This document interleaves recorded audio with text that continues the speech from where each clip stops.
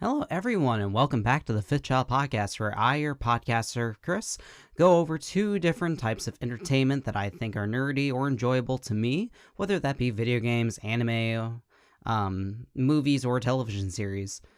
So there's going to be a bit of a change of plans for the rest of this month. If you listened to the previous podcast episode, you'll have known that this month I'm going to try to focus on the Dragon Quest series of video games, one of the more famous JRPG series in Japan and most of Asia. The problem is that I am having second thoughts of whether or not I want to buy Dragon Quest XI right out of the gates, because there's actually a lot of other games that I want to play right now, and I can't really see myself buying a new game and then playing that new game and then having to put it off. Dragon Quest, if you've listened to previous podcasts, the previous podcast episode, you know for a fact that the Dragon Quest series is a pretty lengthy kind of RPG. It's going to take a lot of time to complete, more so than other games. And I feel like with Dragon Quest XI, if it's anything like the last couple of Dragon Quest games in the series, it's going to be a pretty lengthy game. So I can't see myself popping down $50 to $60 for a brand new game when I already have a bunch of other games to play as it is. So I might be putting Dragon Quest XI on the back burner for a little bit. But this month I still want to continue on talking about the Dragon Quest series, because I will at some point talk about Dragon Quest XI. It's just not going to be, it certainly is not going to be anytime soon. Even if I had gotten the game at launch for the Switch, I honestly would probably need a good couple weeks to even finish the game, because it's probably going to be a good lengthy 60-hour JRPG that would likely take a lot of time. So instead I'm going to focus on later podcast episodes, I'm going to focus on smaller games. Not necessarily small games, but less lengthy games to talk about. But I still wanted to talk about the Dragon Quest series right now. And in fact, coming up to October, we are going to get into Halloween month. So I might try to think up of different ideas for Halloween month. I might try to think up of different ideas for the month of October to kind of go in line with the season. I'll be mulling around different ideas in this within the next coming weeks to see what I wanted to do with that. But at the very least, I did want to talk about the remainder of the Dragon Quest series for the rest of the podcast for this month. So let's go ahead and just jump right into the games for this week's podcast. Depending on how much time we have for this episode, I might actually talk about three Dragon Quest games. So the first game, where we left off, we had talked about Dragon Quest 1 and 2. I feel like I should have honestly talked about Dragon Quest 3 in the last episode, so that's why I'm kind of leaning more towards into talking about three different games for this episode. So let's go ahead and just jump right into Dragon Quest 3. So Dragon Quest 3 was originally released as Dragon Warrior 3, and the full official subtitle for Dragon Quest 3 is Dragon Quest 3: The Seeds of Salvation. Dragon Quest 3 is the third game in the Dragon Quest series and was originally released for the Famicom in Japan and the Nintendo Entertainment System in America. The game originally was released in Japan around 1988, a scant few months after the original Final Fantasy came out for the Nintendo Entertainment System in Japan, and then was actually released in 1992 in North America. Less than a year after the Super Nintendo came out. So this timeline is important. It has since been remade multiple times. There's a Super Nintendo remake, there's a Game Boy Color remake, there's a mobile phone port for the iOS and Android, and it's also coming out in a trilogy pack with Dragon Quest 1, 2, and 3 for the Nintendo Switch and possibly the PlayStation 4 at some point in time. It's definitely coming for the Nintendo Switch next week. So Dragon Quest 3 is actually part of the same story. We're going to go and talk about the story. It's part of the same story as Dragon Quest 1 and 2 and is actually seen as a prequel for the series. This is the first game in the series that actually features the main hero that we have been hearing about in Dragon Quest 1 and 2, Erdrick. The story follows a young hero who is given the task of saving the world from the evil archfiend mage Baramos. And that's pretty much it for the story. That's about as insane as the story gets. Like with every other Dragon Quest game that we've seen before this and what would eventually come afterwards, there's a lot of exploration that goes into this game. There's a massive investigative element to your traversing around the world, where you have to be able to talk to every single NPC that you want to in order to get the full scope of the world, in order to get your context for where you are in the world, and also how to figure out where to go next. But Dragon Quest III does a lot of things differently. And this is one of the big things about Dragon Quest III, is that it is one of the most popular Dragon Quest games in Japan. The Dragon Quest III actually started an urban legend that the Japanese government had outlawed the release of a Dragon Quest game in the middle of the week, because of how many people were playing this game throughout the weekday. I might have said this in the previous episode, but Dragon Quest III was so popular over in Japan that there are actual juvenile charges pressed against multiple teenagers and multiple school kids in Japan for skipping school just to play Dragon Quest III. This game was a big success, and a lot of it just has to do with with a lot of word of mouth with regards to the release of it, and also with all the new expansive elements that have been introduced in Dragon Quest III. Dragon Quest III is a considerably bigger game than the original Dragon Quest game and Dragon Quest II. With a lot more elements going for it. Again, we'll go ahead and go straight into the gameplay. Dragon Quest III still keeps the same kind of turn-based style that every other game in the series has before it and will come after it. Every single Dragon Quest game in some form or another is the same. It just depends how many new features and bells and whistles are added to it.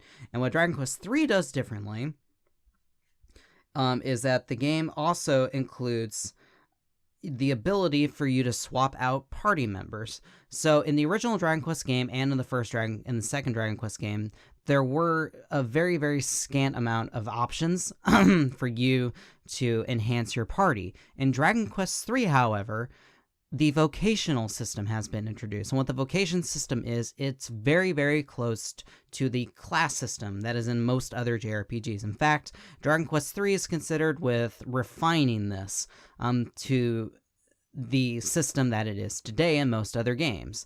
In the original Final Fantasy game, you had the chance to create a party that was, say, your fighter, your monk, your black mage, your white mage, your red mage, your thief, and so on and so forth. And then but then you're stuck with that same party throughout the game until they get a class level up about halfway through the game. In Dragon Quest III, you get a lot more customization with it. In the first town you enter in, you can enter into a tavern where you get the chance to enlist different characters, different party members onto your team, and you can fish out whatever party member you want. You can have a team that has your main hero, you can have a fighter, you can have a you can have a wizard, you can have a priest, you can have a thief. You can have any certain combination that fits into your 4-party system, no matter how much you want. No matter whatever combination you want, Dragon Quest III allows you to do that. And then you can level up your certain party members, and you get to keep them throughout the game, unless you choose that you want to enlist another party member or retire a certain party member.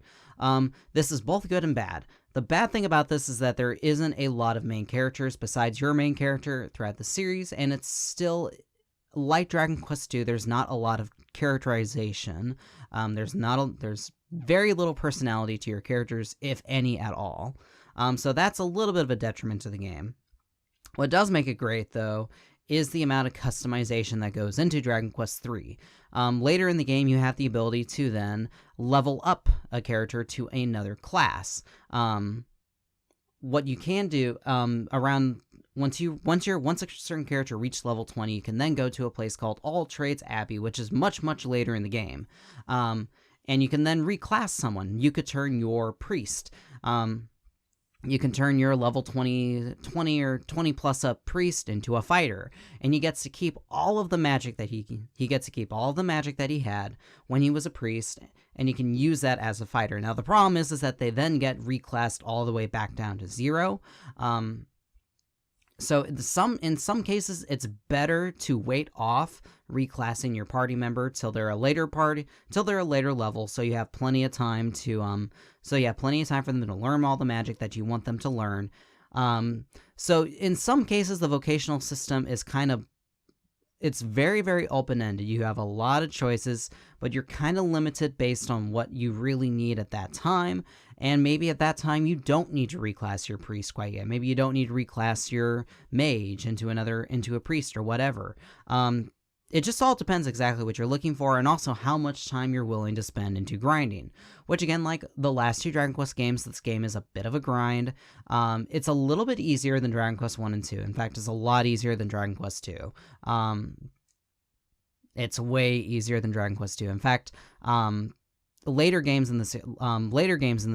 remakes of the series, such as the one for iOS port, allow you to set up a tactic system for your party members, so that way you can only have to control the hero, and everyone else kind of does whatever you want them to do, whether or not they can conserve their MP, whether they can just go all outs, or if they can use a much smarter artificial intelligence while fighting. So grinding is definitely a lot easier in Dragon Quest 3.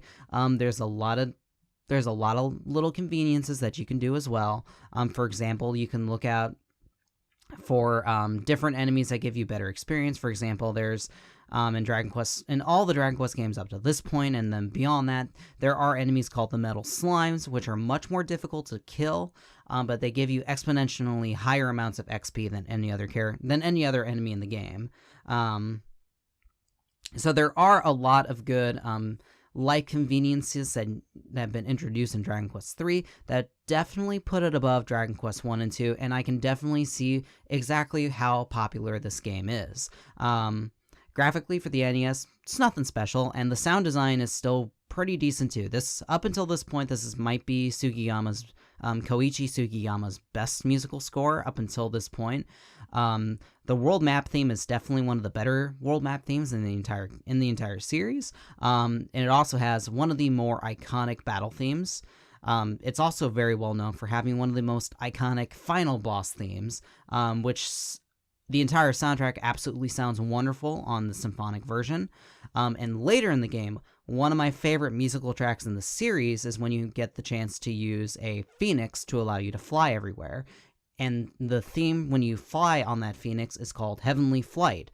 It's one of the more popular themes in the entire series, and actually makes a reappearance in a couple later Dragon Quest games as well.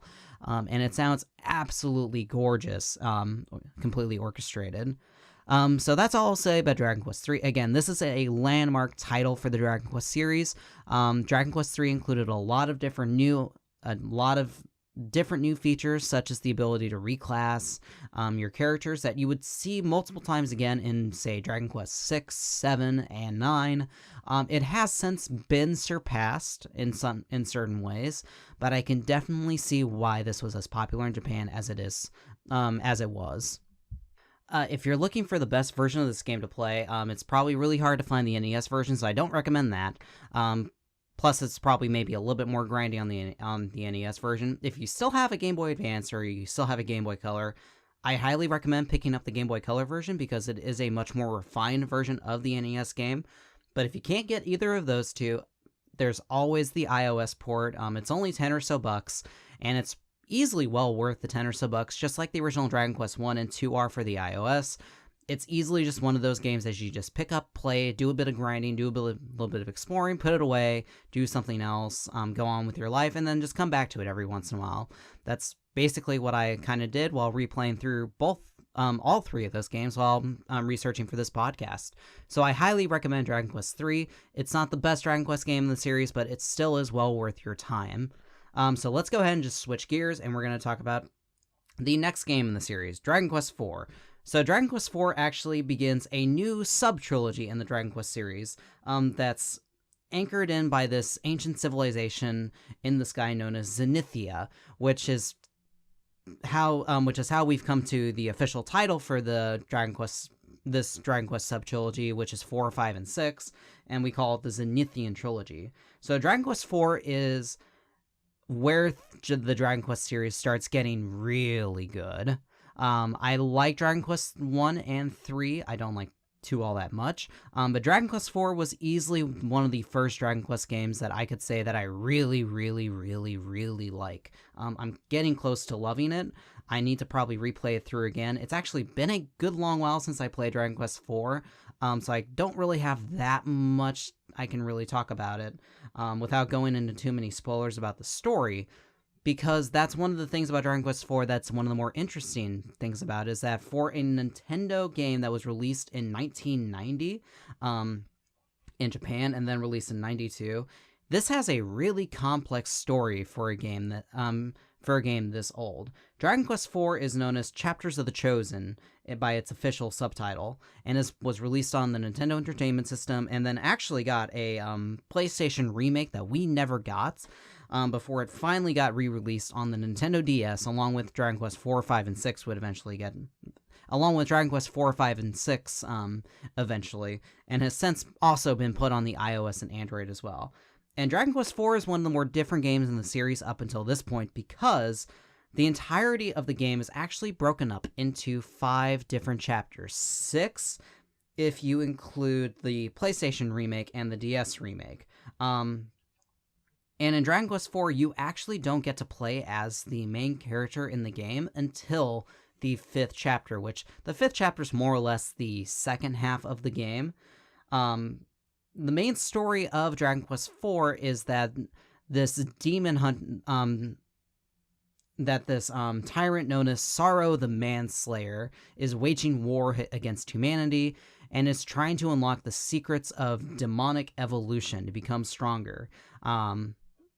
And the entirety of Dragon Quest IV is split up into 4 different chapters where you get to play 4 different subset of characters as they lead into the 5th chapter, where they all come together to finally fight against Sorrow. Chapter 1 has you playing as a knight known as Ragnar, who's fighting against demons in the nearby town he protects. Chapter 2 has the Princess Elena and her 2 chancellors and her tutor and chancellor, Kirill and Boria, as they travel throughout the world while she tries to protect her kingdom. Chapter 3 has you following around a merchant known as Tornico as he maintains his shops while also dealing with monsters. Chapter 4 has 2 sisters, Maya and Mina, trying to seek revenge for the murder of their father. And then Chapter 5 actually finally brings in your silent protagonist hero, who is the one who was chosen to defeat the demons and to also defeat Sorrow the Manslayer. So Dragon Quest IV honestly has one of the more intricate plot lines. It's not that intricate. This isn't like completely complex and deep like a Final Fantasy game, but for the time that this game was released, this was a big deal. This Dragon Quest IV was released in, as I said, 1990, a little bit before Final Fantasy IV, which a lot of people say that Final Fantasy IV was one of the first JRPGs to have a much more sprawling kind of story. They don't obviously give the credit to Dragon Quest IV, and that could have been because Dragon Quest IV for the NES was actually released probably around the same time that Final Fantasy IV for the Super Nintendo was released. So it's hard to give Dragon Quest IV that much credit, but it absolutely deserves that kind of credit for this kind of pioneering storytelling. As I said before, every Dragon Quest game is kind of the same. It's the same sort of turn-based RPG, where you get to control your party members. So you have your main hero, you have your HP and your magic, and just balancing between grinding and going back to towns to heal yourself up, to buy better weapons, to explore the world. The thing about Dragon Quest IV is that it's a little bit more linear. Dragon Quest 1, 2, and 3 are incredibly open-ended, and therefore a little bit difficult to traverse and know exactly what you're doing.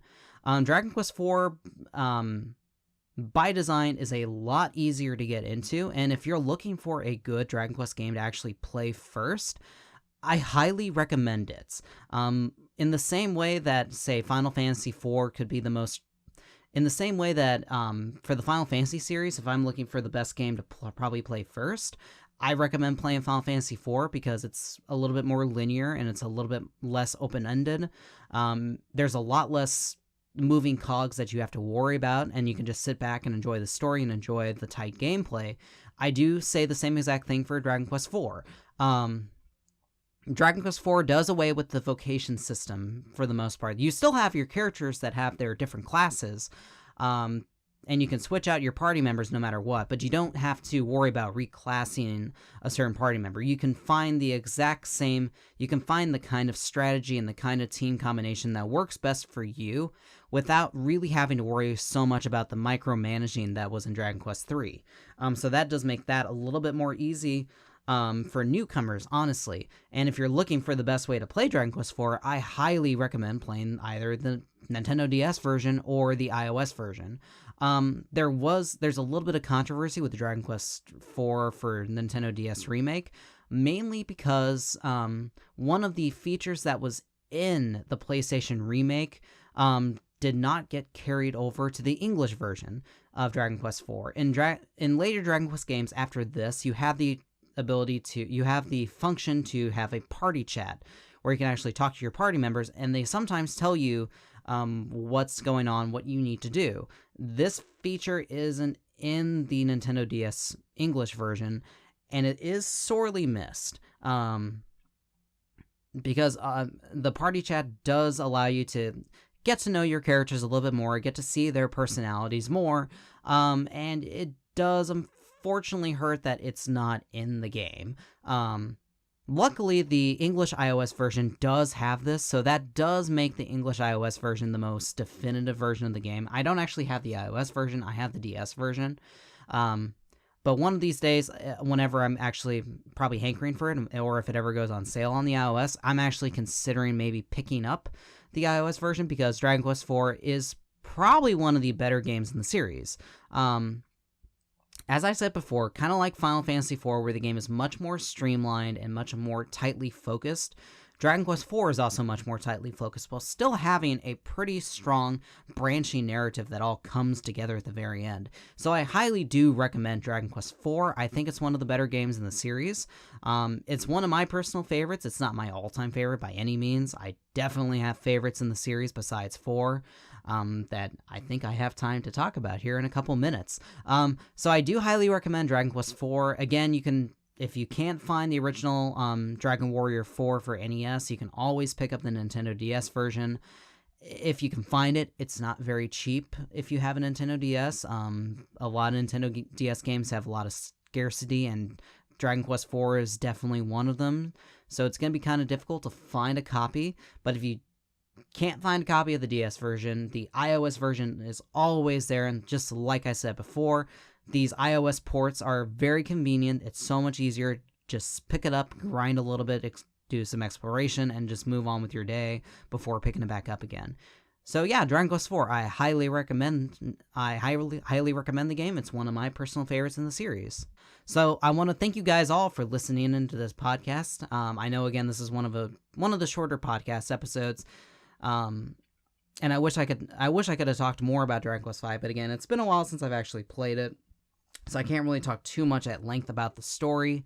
But once we get back to next week's podcast, we're gonna go over at least maybe 3 more Dragon Quest games. There's actually only one Dragon Quest game I have not completed. So this podcast episode, this series of podcast episodes where I'm just talking about Dragon Quest will be slightly truncated up until I can finally talk about Dragon Quest XI. So I want to thank you guys so much for listening in. Again, if you like what you see here and you want to see more, please like, comment, and subscribe. I'd be glad to see you guys comment. And if you have any suggestions of what you would like this podcast to go, of where you would like this podcast to go, any topics you'd like me to talk about, please just leave a comment, and I'll be glad to talk about something like that. And I want to thank you guys so much for listening in. I can't wait to see you guys in the next episode.